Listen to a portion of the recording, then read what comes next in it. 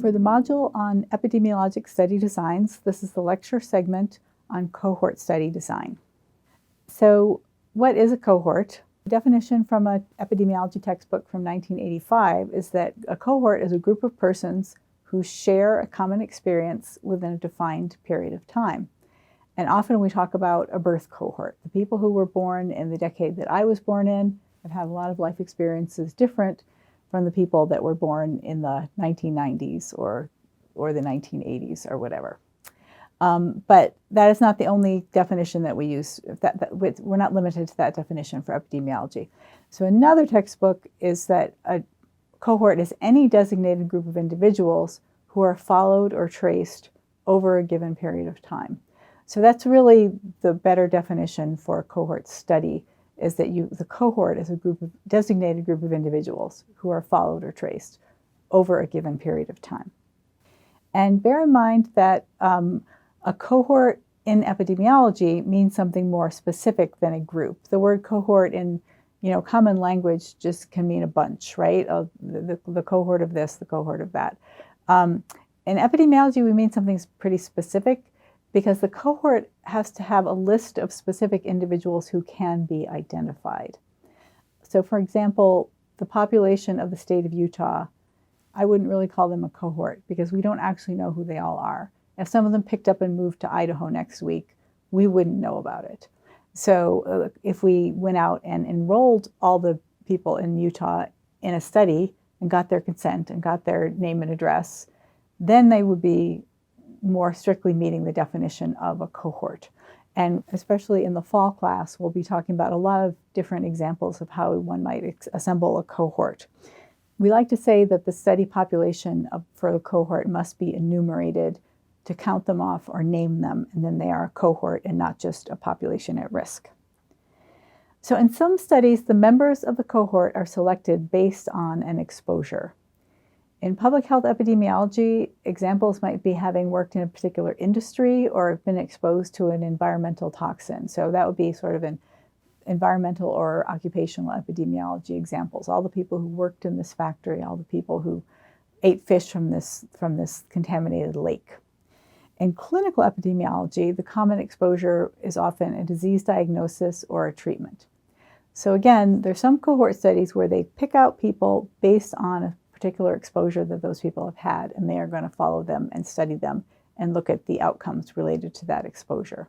So if you're using this design, the study comparison could be to compare different levels or types of exposure within that cohort, or it might be comparison of the exposed cohort to a non-exposed cohort, hopefully one that's similar in a lot of other ways except for that exposure. So that's one way of defining a cohort, is to pick people who had an exposure that you're particularly interested in using for your cause and effect question, and identify those people and enroll them into your study. In this graphic example, the exposure of interest might be low APGAR score at birth, and so the researchers might enroll infants with very low APGAR and then enroll a comparison group of infants with higher APGAR and follow them out over time to determine the incidence of disability in that population. So I'm just going to mention, in terms of cohorts, a common scenario in the clinical literature is that a group of patients with disease X is followed over time to determine the incidence of event Z. Okay, we're going to take all of our patients who had whatever, and we're going to say how often this complication arises. We're going to see how often there are deaths in this cohort. Whatever it is, the definition of the group of people they're going to study is based on their having some disease. And then a second group of people who do not have the disease X are also followed, and incidence of Z is compared. So I want to emphasize that this is a cohort study. The disease is actually the exposure, right? You're studying people with the disease, people without the disease in terms of later outcomes. So the disease is actually the exposure in terms of your cause and effect question. So you may hear clinical researchers refer to this as a case control study. You will even see papers in the published literature that will have a title, Case Control Study of whatever. But if this is what their design is, if they're taking the disease as an exposure of interest and looking at the outcomes among people who have that disease, it's not in fact a case control study, it is a cohort study. So, and a lot of interesting things are learned by studying people with a certain disease in terms of their outcomes. But in that case, the disease is the exposure. So another way to do a cohort study is really to select your cohort from the general population. The alternative to selecting a cohort based on known exposure, disease, or treatment is to select cohort members essentially without knowledge of any exposures. So examples of studies like that, which are pretty well known, and I hope you've heard of some of these. One would be the Framingham study, and that's the town of Framingham, Massachusetts. Researchers went in the 1950s and enrolled people from the community and learned just a tremendous amount about the risk factors for cardiovascular disease events by studying this unselected group of people from the community of Framingham. Hundreds of papers published. Another example is the Nurses' Health Study. The Nurses' Health Study is not a study of whether being a nurse causes you to have better or worse health. The Nurses' Health Study, they just enrolled nurses because it was convenient, because they all belonged to a professional organization and they could keep track of them that way. But actually, the nurses themselves had a whole range of exposures that were of interest for the study, which included their diet and their reproductive history and just many, many other things. But being a nurse was not the exposure of interest, but it was the way the study subjects were selected. And then another example is the NHANES, the National Health and Nutrition Examination Study, a true community-based sample that runs periodically in different areas of the United States. They enroll people from the community, taking a random sample based on where they live, getting a lot of information about those people, and then they are followed over time by linking to the National Death Index to determine risk factors for death from a lot of different causes in the general community. Okay, so I'm drawing the contrast again between studies where you have an exposure of interest or a risk factor of interest, and you go out and you find people who have that particular risk factor and you study them, people who worked in the copper smelter. Here I'm contrasting that to people who don't have any particular strong exposure. They are just people in the general community. So in this type of cohort, exposure status is determined after the cohort is defined. And that's usually done by, well, it varies, but it might be done by asking them a questionnaire. It might be done by getting permission to examine their medical records. It might be done by bringing them into a clinic and actually measuring their height, their weight, their waist circumference, drawing blood, and looking at whatever other things. So these types of cohorts there's some very large and very important cohorts that were designed in this way by taking people from the community or the general population with no particular exposure, but then finding out what their exposures were and following them forward through time. So to summarize the key features of a cohort design, there is not random assignment. Investigators are going to assemble, select, and identify cohort members and ascertain their exposure status. The cohort members are followed over time to ascertain incident disease or other outcomes. So here's a cohort study. You're going to start with a source population. You're going to determine who is eligible and take them forward and determine their exposure status, whether they have your exposure or treatment of interest or whether they're unexposed or untreated.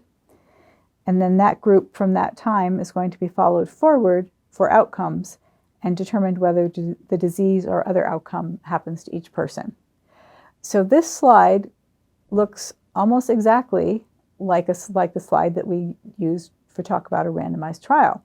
And I did that on purpose because a cohort study has many, many aspects in common with a randomized trial. Identifying your source population, determining who's eligible, and then following the exposed and the unexposed groups through time for disease outcomes for incident disease. The one thing that's different about this slide is that there's no red circle in the middle where you, the investigator, have randomized your study participants to be exposed or unexposed. You're just taking them. If the person already has a certain type of diet, if they are a smoker, if they are whatever the exposure might be of interest, that's something that person is already characteristic of that person at the baseline of the study, and you're going to follow them forward over time. So that red circle with randomization is the key difference, and it makes a huge difference in the long run because of the issues of confounding. But the concepts I'm making these two slides the same to give you the idea that the concepts are very, very similar in terms of following the study participants. Okay, so just to hit that one over the head a little bit even harder, this is my graphic where we talked about disease incidence, right? We have this population at risk. Right now, no one has our outcome or disease of interest. We are going to follow them through time to determine disease incidence. And there's all those little red slashes, incident disease events. To make that a cohort study, what we're going to do is we're going to take all the people then who had the outcome event and pull them out and determine whether they came from the exposed or unexposed population. So we knew that at the beginning, that the two different colors, the little green people and the little aqua or blue people, those are our exposures. We wanted to know whether being blue or green was associated with a higher incidence of disease. That was our cause and effect question. So after they have disease, we are going to look at the incidence of disease in relation to the population that we originally enrolled in our cohort and see whether the incidence is higher in the greens or the blues.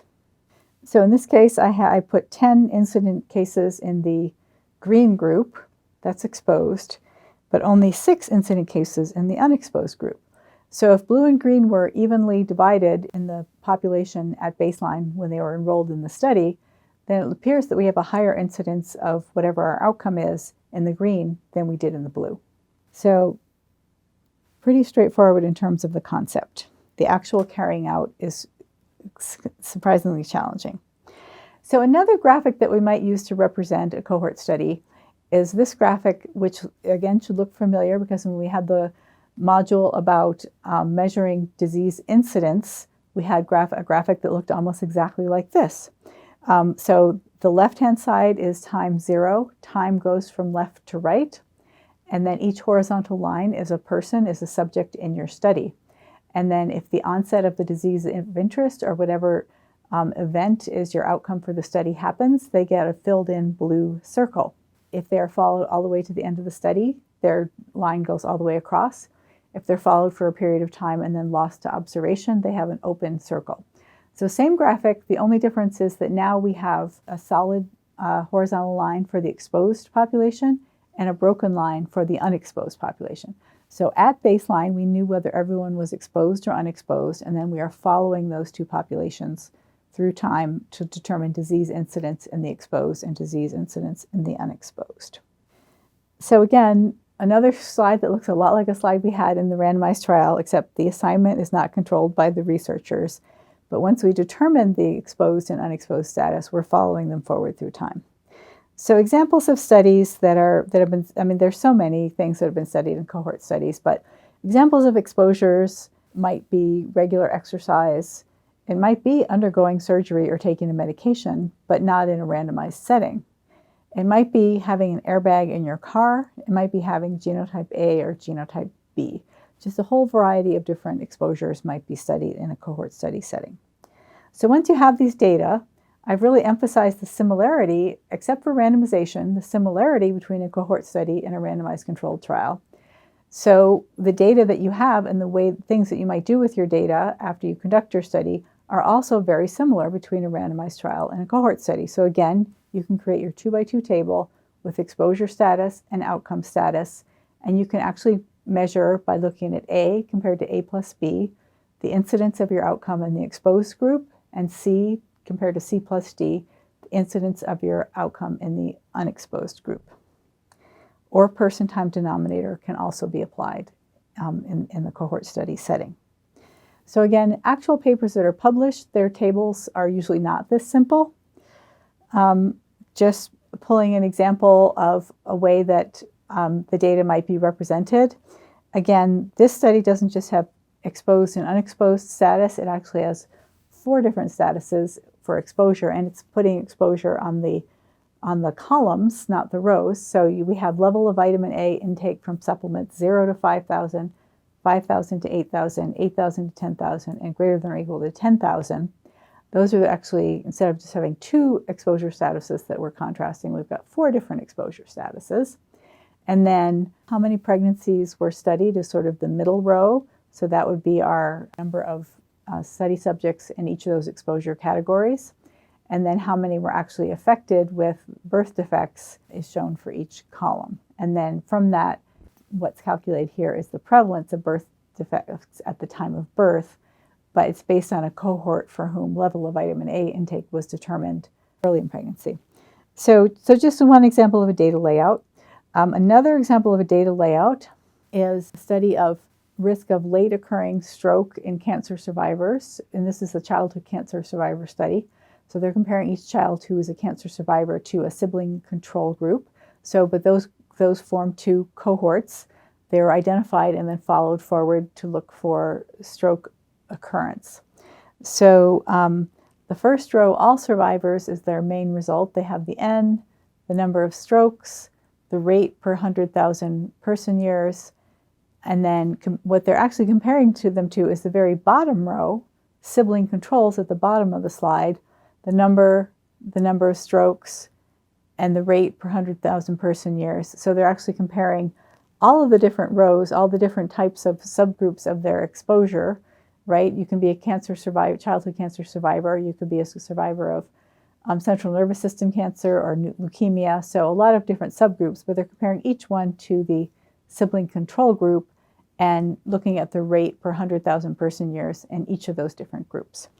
So again, just another example of how data are presented from a cohort study.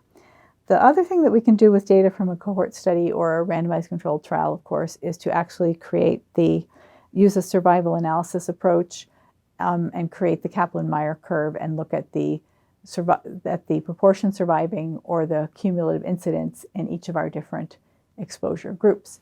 And so this is cumulative incidence of colon cancer among Massachusetts women in the Framingham study, according to their tertile of metacarpal bone mass. So this is some kind of measure of bone density and how colon cancer incidence varies according to bone density. So for both cohort and case control studies, you can have the count numerator and count denominator in terms of your measure of incidence, or you can have the count numerator and the person time or cumulative incidence and proportion surviving type of approaches. So advantages and disadvantages of a cohort study design. An advantage is that exposure is known to precede disease. It is useful for rare exposures.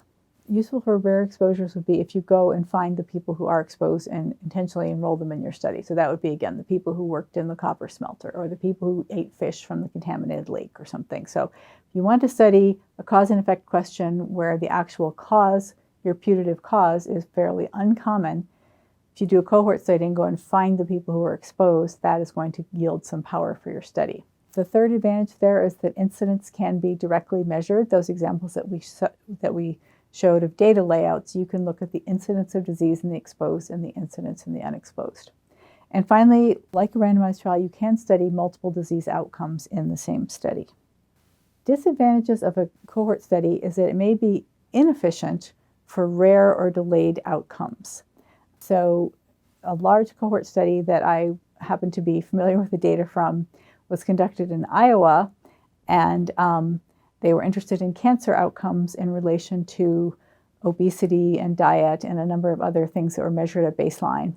So a cohort of, I believe, 40,000 women was followed for 5 years, and they were able to write, by the end of 5 years, they were able to write a paper about breast cancer incidence from the cohort. So breast cancer is actually a relatively common outcome in older women, or among cancers, it's one of the more common outcomes. But they were not able to write any papers about leukemia, which is a much more rare cancer, until 20 years after the cohort started. So if your study hypothesis was mostly about leukemia, I would not advise starting with a cohort study because it takes so long for that. They're so infrequent, the outcomes, those disease diagnoses. Another disadvantage is that prospective studies can be expensive and labor intensive. Really, it's going to be a disadvantage of every study design, but certainly that can be the case if you're studying a rare outcome and you need a large study population. There are some, you'll see some papers from these extremely large studies that have, multiple centers and a lot of cooperating investigators and huge staffs. And that's sometimes what's needed to get the work done. So again, the cohort study is our first observational design that we've talked about. It's an alternative to randomized trials for for exposures that cannot feasibly be randomized or cannot ethically be randomized, but has a lot of things in common in terms of the structure of the study and the overall design that are very similar to randomized trials.